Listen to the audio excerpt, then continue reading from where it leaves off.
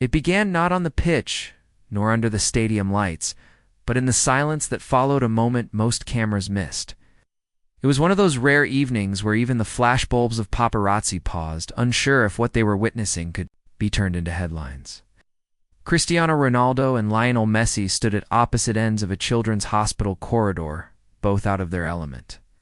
Dressed in hoodies and jeans, heads down, the air between them, heavy with emotion neither had ever shown in public. For years their names had echoed through stadiums like Thunder One, known for his fierce discipline, sculpted physique, and ruthless drive, the other for his quiet magic, poetic touch, and humble silence. For a decade and a half, the world had pitted them against each other like gods from rival mythologies. Fans built shrines around them. Pundits drew lines in the sand. Countries, cities, even families took sides. But no one ever truly understood what lay beneath the jerseys behind. The awards beyond the cameras. And yet here they were, two legends, unguarded, vulnerable, human. They weren't there for publicity or branding. There were no interviews scheduled, no flashes waiting. They'd come for a boy named Lucas. Lucas wasn't famous. He wasn't even particularly athletic. What he had was a heart larger than life, and a soul that refused to surrender. When he was 6, doctors discovered a rare form of leukemia. His prognosis was grim. But Lucas didn't want pity.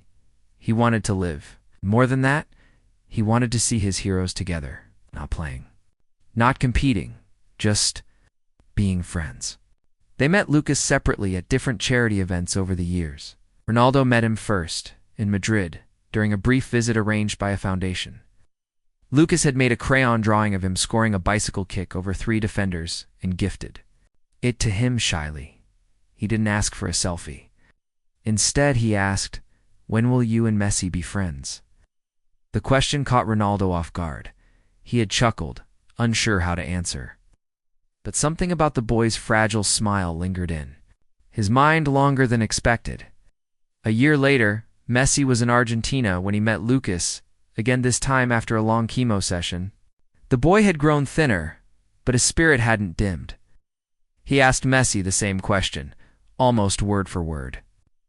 "When will you and Ronaldo be friends?" Messi, like Ronaldo, didn't know what to say. He wasn't sure if Lucas asked because he was young, or because he saw something the rest of the world refused to see that behind the rivalry. There was space for something deeper. That moment became a seed. Over time, Ronaldo and Messi began texting not about football or the Ballon d'Or or fan debates, but about Lucas. A silent thread began weaving between them, stitched by concern for a child neither could ignore. Whenever Lucas faced a hard treatment day, one of them would send a message, a voice note, or sometimes even sneak in a quick video call. No PR team knew. No media outlets caught wind. This was theirs, personal, sacred. As months turned to years, Lucas's condition worsened. But so did the bond between the two titans. What started as obligation grew into something neither had expected: trust. They found in each other a kind of mirror not of playing style, but of pressure, sacrifice, and loneliness. They spoke of things few could understand: the burden of expectation, the weight of constant comparison, the ache of being admired but not truly known. Lucas had brought them together, not as players, as men, on that quiet night in the hospital corridor, as the doctors worked behind closed doors to stabilize Lucas after a risky emergency procedure. Messi leaned back against the wall, eyes glassy. Ronaldo stood nearby, hands clenched, jaw tight. There was nothing to do but wait. And in that stillness, free from chance, trophies, contracts, or spotlight, the greatest rivalry of all time quietly transformed into one of the greatest friendships ever born. The story of Ronaldo and Messi had always been one of contrast to opposite forces moving through the same universe. Yet in the quiet shadow of Lucas's hospital room, contrast no longer mattered. What mattered was presence, and as the days moved slowly on, that presence became a promise neither man ever spoke aloud, yet both honored more fiercely than any trophy they had ever lifted. Lucas's condition had stabilized, though the road ahead remained uncertain. He was resting, unaware that two of the world's most celebrated athletes had waited by his door for nearly 14 hours without food, sleep, or press coverage. Ow! When he awoke, his first words were soft and half-formed, but they reached both. "Men like thunder, are you both here?" They nodded in silence. That moment, so tender and small, felt bigger than any Champions League final. In it was the gravity of years spent as rivals, now recalibrated into a shared purpose that transcended football. The boy who had once drawn them together with nothing more than a question now lay in the fragile space between life and death, and still, even now, he was trying to unite them with his smile. From that day forward, things began to shift in ways no one could have predicted. Messi and Ronaldo, while still playing in separate leagues, began organizing their travel schedules to allow for more frequent hospital visits, coordinated through private calls, never involving their management. There were no headlines. They wanted it that way. This wasn't a publicity stunt or a redemption arc. It was a secret act of kindness between two men who realized that greatness was not in how many goals you scored, but in how many lives you touched when no one was watching. Their bond with Lucas deepened. On good days, they brought gifts books about astronomy, art supplies, or small puzzles that Messi liked to help him with. On bad days, they simply sat beside his bed, sometimes for hours, saying little. Ronaldo often stood guard like a soldier, protective, unwavering. Messi brought softness, compassion, the quiet wisdom of someone who had known suffering in silence. Lucas began calling them his two lions, one fierce, one gentle, but both guardians of his heart. One particular afternoon, after a difficult round of treatment, Lucas struggled to smile. His strength had dipped.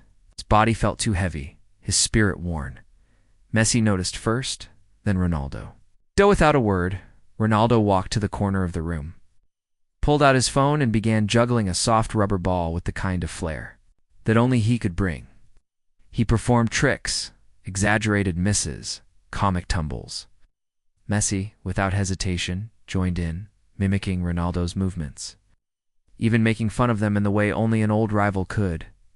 Lucas, at first motionless, started. Giggling, the giggles turned to laughter. His nurses paused. His mother cried. That laughter, that raw, honest, life-affirming laughter, was the first in weeks. And in that moment, no one cared about who had more goals or who had won more titles. What mattered was that two of the greatest athletes the world had ever known had become clowns for a boy who needed joy more than anything. In private, Ronaldo began calling Messi the quiet engine. Messi called Ronaldo the burning star. They didn't agree on everything, far from it, but they had come to respect one another in a way the world had never been allowed to see. Perhaps that's what made it sacred. They were no longer characters in a sporting drama. They were two men who had decided, without ever making an official announcement, that they were in this together. Not just for Lucas, but for something larger. For a world that desperately needed to see that rivalry doesn't have to mean division, and that two giants can kneel together beside a child's hospital bed and be more heroic than they ever were. On the pitch, as Lucas's condition slowly improved, the three of them began working on something special, something secret. It's an idea that would eventually change everything. But for now, they kept meeting, kept visiting, kept showing up not as icons, but as friends, as family. And so, without fanfare or cameras, the story of Messi and Ronaldo took on a new dimension. One that would not be written in match stats or highlight reels, but in hospital hallways, whispered prayers. And the unbreakable bond between two legends and a boy who believed that love could be stronger than anything, even time, even death, asterisk over time. What had begun as quiet acts of kindness evolved into something far more profound, an unspoken brotherhood, forged not by trophies or shared victories, but by shared vulnerability. Ronaldo and Messi, once bound by the burden of comparison, now found solace in each other's company. And though they rarely acknowledged it aloud, they were beginning to understand something deeply rare, that the greatest connection often forms not in celebration, but in suffering. Lucas had become the heart of their lives, not a fan, not a cause, but a constant. Even while separated by continents, Ronaldo in Riyadh and Messi in Miami, they never missed a single health update. On match days, between training sessions, or on flights across time zones, they would check in with his mother, speak to his doctors, and send him messages of encouragement. It wasn't just charity anymore, it was devotion. Asterisk. They began sending each other personal videos to pass along to Lucas. At first, it was just short messages. "Stay strong, little warrior," or "We're proud of you." But eventually, they became playful. Ronaldo would challenge Messi to a push-up contest on video, calling him too slow with a grin. Messi would respond by showing a clip of him nutmegging his dog, joking that Ronaldo couldn't dribble past a statue. Lucas watched these exchanges from his hospital bed, laughing until his stomach hurt. His spirit became the battlefield where the world's greatest rivalry was reborn, not in conflict, but in companionship. The doctors were surprised at how well Lucas responded. Despite the odds, his energy returned. His immune system, though still fragile, began to hold. Even on the worst days, he fought with the determination of someone who believed he wasn't alone. And in truth, he wasn't. He had the hearts of two warriors at his side. Ronaldo and Messi didn't know it. But the hospital staff had started referring to them as the Guardians. It's not because they donated, though they did, generously, but because they brought something else. Presence. No security detail, no arrogance. Just two men who sat for hours holding the hands of a child who saw them as human before anything else. One winter evening, while visiting together, Lucas asked them a question that neither could answer right away. Why do people have to wait until someone's sick to come together? The room fell into silence. Messi looked at Ronaldo. Ronaldo looked down at Lucas, and in that moment, they understood how rare this all was, not just the bond they had formed, but the chance to share it. That question stayed with them. The next week, during a brief layover in Europe, the two met privately in Lisbon, away from media attention. They didn't talk about contracts or legacy. They talked about Lucas, about children like him, about the pain they had both seen in hospitals around the world. And out of that conversation, a new idea was born, one that would carry their friendship into something bigger than even they could imagine. They decided to start a foundation. Not just any charity, this would be different. It wouldn't have their faces on every brochure. It wouldn't be marketed with slogans or flashy branding. It would be quietly powerful, deeply personal, a bridge between hope and healing. It would be called the Lionel Legacy, a name they chose, not because of their fame, but because of Lucas. His name began with an L. And their mission would be to bring light and meaning to children in need all over the world. They kept the planning private for months. Silent meetings, anonymous investors, confidential outreach to medical organizations. But more importantly, they did something unheard of in the world of global stardom. They took a step back. They let the foundation speak for itself. No press conferences, no awards, just action. One of the first initiatives of the foundation was a traveling pediatric treatment van equipped with advanced care, digital classrooms, and mental health support. Messi insisted it visit rural villages in South America. Ronaldo made sure it reached war-torn communities across the Middle East and Africa. The van was named the Lion's Heart after Lucas's nickname for them. Meanwhile, Lucas, now recovering slowly, was beginning to dream again.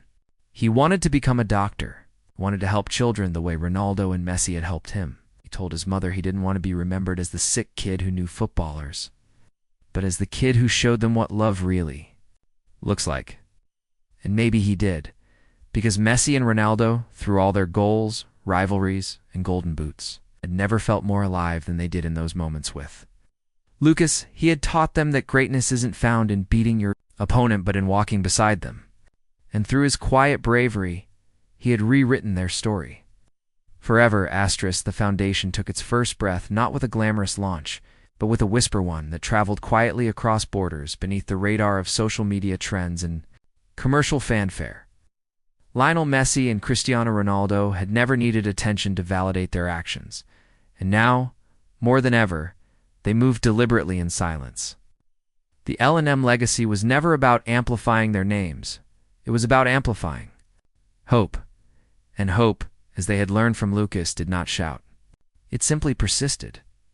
The first beneficiaries of the foundation were children from overlooked places, small villages carved into the Andes, desert towns on the edges of forgotten maps, islands where football was played with coconuts tied in twine. The mobile units, equipped with state-of-the-art medical equipment and staffed with volunteer doctors, began appearing in these remote regions like miracles on wheels. No one believed it at first. The people didn't understand how or why the world's two biggest footballers would reach them, but the vans kept showing up, offering free treatment, education, and in many cases, a second chance at life. Inside one such van in Bolivia, a 12-year-old girl named Alina, who had never seen a proper doctor in her life, was diagnosed early with a treatable condition that would have turned fatal without care. In a Syrian refugee camp in Lebanon, a boy named Tariq learned how to walk. Again, with the help of virtual physiotherapy tools that had been donated under Messi's direction. In a crumbling fishing village in the Philippines, Ronaldo's team arranged for solar panels to be installed in schools where children could now access online education for the first time. These weren't press stunts. These were transformations. Quiet revolutions in the lives of children who had never expected anyone, let alone two of the most recognized faces on earth, to even notice them. Yet Messi and Ronaldo watched it all unfold with the calm joy of men who knew they were finally using their influence for something no trophy could match. Meanwhile, Lucas was healing, not just physically, but emotionally. The trauma of years of chemotherapy, of being poked and prodded by needles, of watching other children around him slip away, was still there. But so was something stronger, purpose. It had become the silent architect of this movement. His name wasn't on any plaque, and he didn't want it to be. But everyone close to the project knew this entire thing existed because of him. He kept in regular contact with both Ronaldo and Messi. They created a private group chat, just the three of them, where they shared updates, jokes, and sometimes just vented. They called the group Three Lions, a name Lucas picked himself. Despite being from different countries, different styles, and different generations, all three shared the same heart. It was in one of these chats that Lucas asked if they'd ever thought about writing a children's book together, not about football, but about courage. At first they laughed at the idea. Neither of them fancied themselves as writers, but Lucas was persistent. He said there were children in hospital beds who didn't need to know about free kicks and nutmegs. They needed stories that gave them strength, stories where the heroes weren't always strong, but always kind. So they did it. They spent the next 3 months collaborating, late-night calls across time zones, scribbled drafts sent over text, sketches exchanged with illustrators from different parts of the world. The result was a beautifully written, hand-illustrated book called The Boy with the Lion's Heart.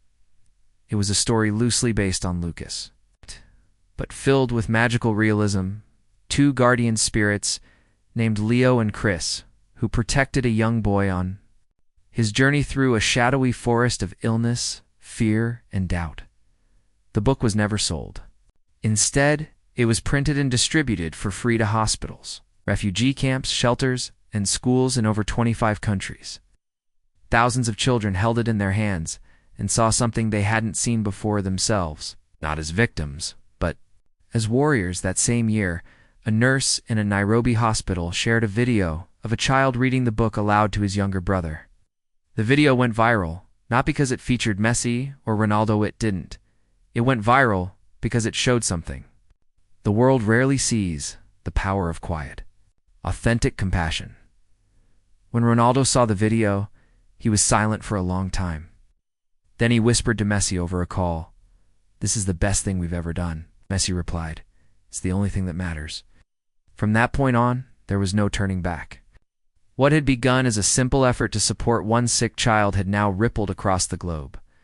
The world began to notice, not through headlines, but through change. Teachers in underfunded schools began receiving free supplies donated anonymously.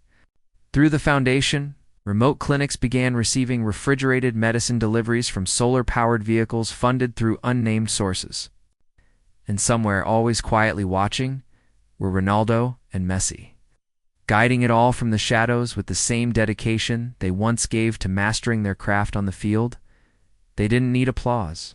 They had each other. They had Lucas, and they had a mission that no amount of fame could distract them from, because for the first time in their lives, they weren't playing to be remembered.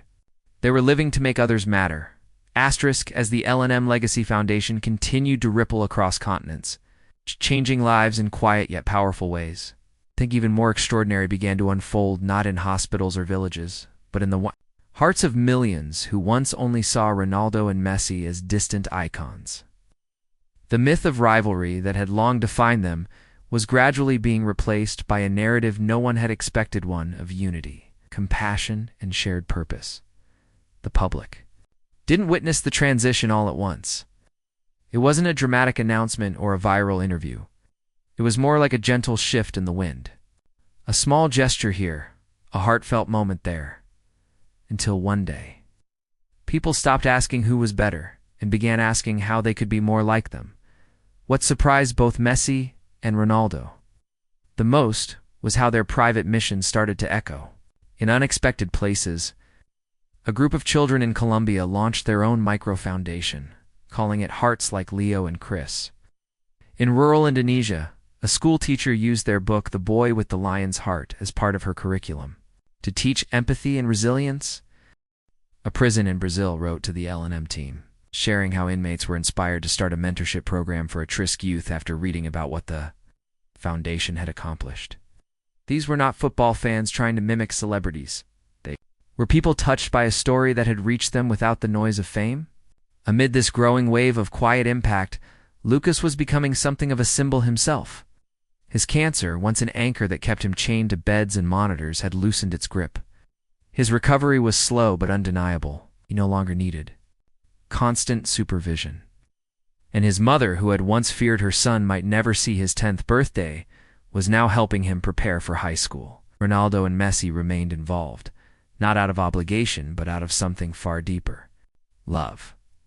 They treated Lucas like a younger brother. They called him before important decisions, asked for his opinion when planning their outreach projects, and even teased him about his growing obsession with science fiction novels. One evening, during a quiet video call, Lucas suggested an idea so bold it stunned both of them into silence. What if, he said, you two played one last match together? Messi raised an eyebrow. You mean against each other? Lucas shook his head. No, together, same team. One final match, not for trophies, not for clubs, for kindness. At first, they dismissed it as a sweet thought from an imaginative boy. But Lucas was serious. You could call it the unity match. Play for all the kids who didn't have a chance. The world needs to see it. The idea simmered in the background for weeks. Messi brought it up quietly to his team. Ronaldo did the same. Schedules were complicated, contracts even more so. But both men had reached a stage in life where rules didn't matter as much as meaning. Slowly, the pieces began falling into place. They reached out to old teammates, rivals turned friends, players who understood what this match would truly stand for. Donations began pouring in from around the world, not for the match itself, but for the causes it would support. Medical funding, school construction, food programs, psychological counseling for children in post-conflict zones. Every detail of the match was rooted in purpose, not performance. And still, the public didn't know. Months were spent in preparation. The stadium selected was not one of the usual giants, but a refurbished ground in Morocco, neutral ground. Symbolic ground, a bridge between continents. It would seat only 40,000 people, but the goal wasn't scale, it was soul. Lucas would be there, front row. His first trip out of the hospital system, Ronaldo and Messi paid for everything, quietly ensuring he would be surrounded by family. Nurses who had become friends, and children from around the world who had been helped by the foundation. The crowd would not be filled with billionaires or celebrities, but with survivors' kids who beat cancer, girls who escaped war zones, boys who learned to read because of the L&M mobile vans. And then came the moment. The tunnel. Ronaldo and Messi stood side by side, wearing matching jerseys with a single emblem over the heart, a lion made of light and shadow roaring into the sky. It wasn't branded. It wasn't corporate. It was Lucas's design, his dream made real. When they walked out onto the field, hand in hand, the stadium didn't erupt. It went silent, as if the world needed to pause and understand what it was witnessing. Two men, once seen as opposites, now playing not for glory, but for humanity. They didn't score hat-tricks. They didn't perform dazzling tricks. They played simply, beautifully. Like two brothers who had waited their whole lives to finally pass the ball to each other, not as competitors, but as teammates. There were no losers that night. The final score didn't matter. What mattered were the tears in the eyes of fans who had once fought online over statistics and now embraced over something bigger. What mattered were the kids in the stands holding signs that said, "Because of you, I believe in kindness." As the final whistle blew, Messi and Ronaldo walked off the pitch together, arms draped over each other's shoulders, sweat-soaked and smiling, not because of a match well played, but because they had finally, truly won. Not against each other. But for everyone else, the days following the unity match were unlike anything the sporting world had ever witnessed. There were no debates about who played better, no heated arguments over stats, no analysis of missed opportunities or perfect passes. Instead, what lingered in the air was something far rarer: stillness, reflection, and the deep, unshakable feeling that people had just witnessed something historic, something that transcended football entirely. Clips of the game began to surface on the internet, not posted by major sports networks, but by fans simple. Raw footage that showed Messi helping a young disabled boy take the ceremonial first kick, or Ronaldo lifting a little girl with prosthetic legs so she could wave too. The crowd. There was a moment that especially stood out, a subtle glance between the two legends as they stood side by side. Watching Lucas walk slowly onto the pitch with the help of a cane, his steps shaky but determined. The expression on their faces was not pride nor triumph. It was something softer. Peace. The crowd erupted not when goals were scored, but when Lucas took the mic during halftime. Nervously gripping a crumpled piece of paper, he stood on a small platform in the center of the field, surrounded by kids who had flown in from around the world. His voice cracked, but his words struck with the force of 1,000 trophies. "Was supposed to die before I turned 8, he said. But I'm here. Because two people decided that being kind was more important than being right. That lifting each other up was more powerful than beating each other down. This match is not just about football. It's about remembering that no matter who you are, where you come from, or how strong you feel, your heart is always your greatest strength." The speech lasted only 2 minutes, but it was replayed millions of times across every platform. News anchors wept. Celebrities shared it. World leaders quoted it. And yet, Ronaldo and Messi refused to step into the spotlight. They didn't sit for interviews. They didn't take bows. They quietly left the stadium that night in separate cars, both returning not to celebrations or galas, but to the foundations, to the children, to the mission they had promised Lucas and themselves that they would never abandon. In the weeks that followed, something changed around the world. Football clubs that had long been known for cutthroat competition began implementing empathy workshops for their youth academies. Coaches started introducing kindness drills alongside fitness training, where young players were rewarded not just for speed or skill, but for compassion shown to teammates and opponents. Videos emerged of street matches where kids began mimicking Messi and Ronaldo not just in their moves, but in their behavior, picking each other up after falls, cheering even for the opposing team when someone did something impressive. More remarkably, a wave of reconciliation began sweeping across the online community. Pages that once thrived on stoking the Messi versus Ronaldo debate began rebranding their platforms to focus on shared highlights, dual tributes, and stories of unity. It wasn't about who was better anymore. It was about who they became together. For Messi, this era marked a rebirth. He began speaking more openly in public, not about football, but about fatherhood, vulnerability, and the strange paradox of being globally adored yet often misunderstood. He started mentoring young players from disadvantaged backgrounds, not just training their feet but shaping their minds. He was no longer the quiet genius behind a number 10 jersey. He'd become a philosopher of kindness and motion. For Ronaldo, a similar transformation occurred. His legendary intensity was still there, but it was now infused with depth, with purpose. He gave a speech at a youth summit in Portugal that stunned the audience. In it, he admitted, "For years, I chased perfection. Wow. Then I realized perfection isn't found in the mirror or on the pitch. It's found in the way you treat people when no one is watching." Together, they launched new wings of the L&M Legacy Foundation. One focused on mental health for young athletes, another funded libraries, and learning centers in underserved regions. They funded a global youth storytelling competition called Heart First, where kids from every corner of the planet submitted poems, essays, and short films about courage and compassion. The winners didn't receive money or fame. They received something better: mentorship, education, and a seat at a global youth leadership conference in Geneva. Lucas, now stronger, began traveling with the foundation.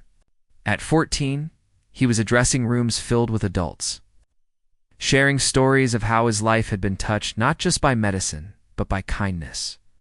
His favorite phrase became the unofficial motto of the foundation: "You don't need to be strong to make a difference. You just need to care enough to show up."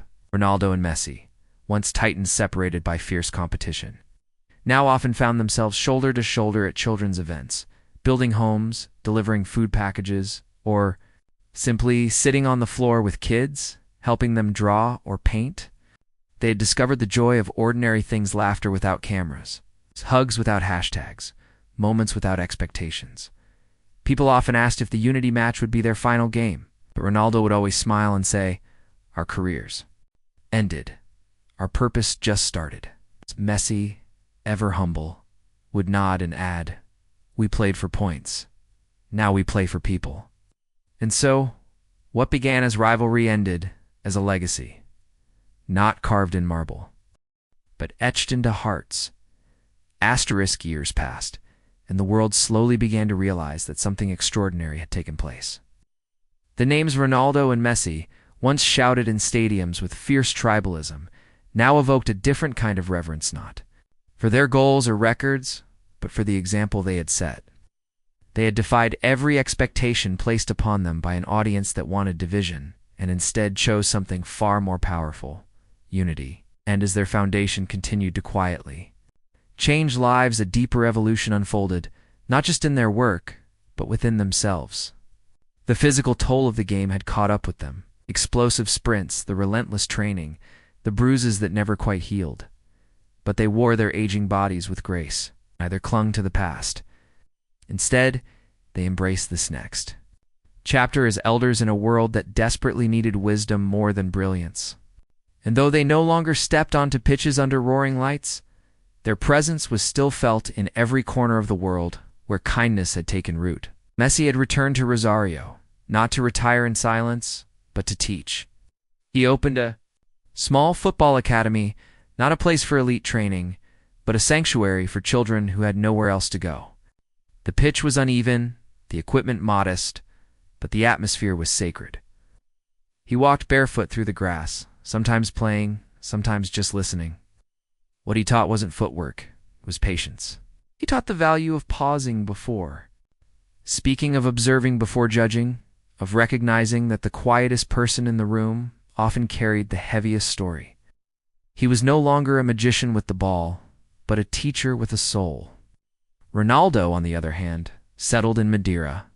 With his family, choosing peace over grandeur, he built a wellness center, not just for athletes, but for anyone suffering from burnout, depression, or the silent wounds of modern life. The center had therapy rooms, art spaces, recovery pools, and even soundproofed halls where people could scream, cry, or meditate in complete privacy. He often showed up at sunrise, sweeping the grounds himself, greeting each visitor by name. He didn't need to be the fittest man in the room anymore. He wanted to be the one who made people feel seen. Their friendship, once fragile and defined by a third party, Lucas, had become something self-sustaining. They called each other weekly, not out of routine, but necessity. They shared not just updates on the foundation, but thoughts, fears, joy. Sometimes Messi would call Ronaldo late at night just to share a poem he had found. Sometimes Ronaldo would text Messi photos of a sunrise from his balcony, captioned only with a single word, breathe. Lucas, now 17, had grown into a confident, eloquent young man. He had beaten cancer. He had also beaten the odds, traveled the world giving talks about healing and the unseen burdens children carry. But what he loved most was quietly volunteering at pediatric hospitals, slipping into rooms where frightened little faces looked up at him the way he once looked up at Messi and Ronaldo. He would sit, read stories, or simply hold their hand. And when they asked if he was famous, he would shake his head and say, "I'm just a boy who got lucky with the world's two kindest big brothers." The L&M legacy continued to grow. It now funded programs in over 40 countries, music, education in refugee camps, trauma support in conflict zones, and mentorship for teenage athletes struggling with identity and pressure. But no matter how big it got, the foundation never advertised. It never needed to. The stories spoke louder than any logo could. Stories of a mother in Nairobi whose child got a second chance because of a pop-up surgery center. Stories of a girl in Palestine who learned to draw again after losing everything. Stories of former rivals in local leagues who shook hands after matches and dedicated their victories to something bigger than themselves. The most touching moment came unexpectedly. It was a crisp autumn day in Lisbon. Ronaldo had invited Messi to visit, just to rest. They hadn't seen each other in person in over 6 months. As they sat together on a bench overlooking the ocean, drinking coffee and watching the waves crash below, Messi turned to Ronaldo and said, "Do you think we did enough?" Ronaldo didn't answer right away. He watched a group of children, playing on the beach below, chasing a ragged football, laughing, arguing, falling over in the sand.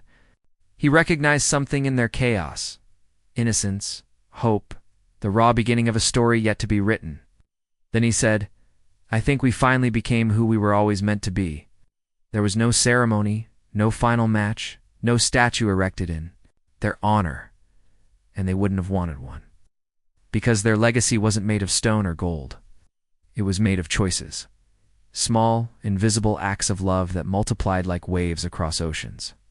And somewhere out there, in a village or city, they might never visit, a child picked up a worn-out ball, tied their shoes with mismatched laces, and whispered to themselves not about who was the greatest, but about who taught them the most important.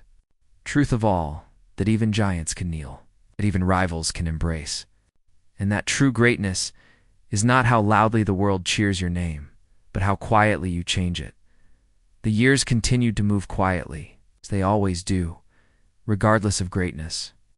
Seasons changed, cities evolved, and generations of new footballers emerge, talented, fast, ambitious. They wore the numbers 7 and 10 on their backs like sacred armor, often unaware of the deeper legacy those numbers carried. To many of these rising stars, Ronaldo and Messi were more myth than memory icons spoken of in documentaries, their old goals replayed in montages before cup finals. But what truly mattered about them was no longer found in highlight reels or match stats. It was found in stories passed down from coaches and parents, in acts of kindness repeated quietly across fields far from the world's gaze. And then, something unexpected happened. It began with a letter. A handwritten invitation, delivered by a young girl in Uganda who had once been saved by a mobile clinic funded by the L&M legacy. She was now 18, studying medicine on a scholarship granted by the same foundation. Her letter was simple, innocent, and impossibly moving. "I'm organizing the first ever Youth Unity Games for children from every place your vans have visited. We have kids from 30 countries. Some lost limbs, some lost families, some lost everything, but they never lost hope. That's because of you. I don't know if you're too busy or too old, but would you come? Not to play, just to be here?" The letter reached both Messi and Ronaldo at nearly the same time. Neither hesitated. The answer was yes. When they arrived at the Youth Unity Games a few months later, it wasn't in private jets or flanked by security. It was simple. Ronaldo wore a white shirt and jeans. Messi wore sneakers so worn the laces were fraying. The venue was a modest stadium in Nairobi, repainted and refurbished by local volunteers, funded anonymously by the foundation. There were no television crews, no advertisements, no corporate banners, just banners hand-painted by children with words like peace, kicks harder, and play with heart, not just feet. The crowd wasn't massive, but it was mighty. Thousands of children from all over the world, different languages, different faiths, different scars filled the seats, their eyes wide with joy. And in the middle of it all stood Lucas, now in his 20s, taller and stronger, but still carrying the quiet fire that once lit up a hospital room. He was the official host of the event. He wore no suit, no special badges, a shirt with the L&M emblem, the lion with half a mane of stars, half a mane of flames. As he stood at the center of the field to open the ceremony, he held back tears, but not the truth. "I used to think heroes wore jerseys and scored goals," he said, voice trembling. "But I've learned that real heroes show up when no one's watching.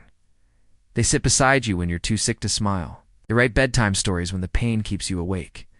They give you hope, not with speeches, but with silence and presence." He paused, and the stadium listened, not with the buzz of noise, but with sacred stillness. Messi and Ronaldo didn't save my life because they were famous. They saved my life because they chose to care.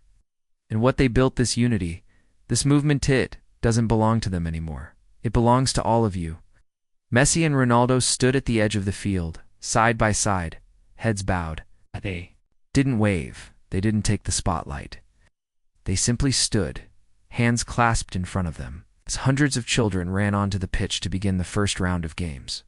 They watched joyfully as mismatched teams made up of kids from Israel and Palestine, Ukraine and Russia, Congo and Rwanda, played without rivalry, only laughter. There were no scoreboards. Every goal was celebrated by both sides. Coaches clapped for the other team. Tears were wiped away with shared hands, not flags. As the sun began to set and golden light bathed the field, Messi and Ronaldo were invited onto the grass, not to speak, not to pose, just to kick the ball one last time together. They walked forward slowly, their footsteps no longer youthful, but steady. A ball was placed between them at midfield. A child blew the whistle, and they both tapped it forward. That single pass triggered a wave of cheers, not for the action, but for what it represented. A generation raised on division had now seen what unity truly looked like. The next morning, Casey left a note in Lucas's hands before flying home. "You gave us the best match of our lives, one we never knew we needed. Don't let the world forget." And Ronaldo, before boarding his flight, hugged Lucas tightly and whispered, "Thank you for making us human." In the years that followed, neither of them returned to professional football in any formal way, but their story lived in murals, in books, in foundation letters pinned on fridges and homes across the world. Every child who wore 7 or 10 knew that the numbers weren't about dominance, but about dignity. They knew the story not of two men who competed, but two men who came together when the world needed them most. And somewhere, in a dusty field, a boy kicked a ball to his friend and said, "You be Messi, I'll be Ronaldo." And his friend smiled and said, "Let's just be teammates instead." Because the greatest legacy they left behind wasn't in the goals. It was in the way they taught the world to pass with kindness, with courage, with love.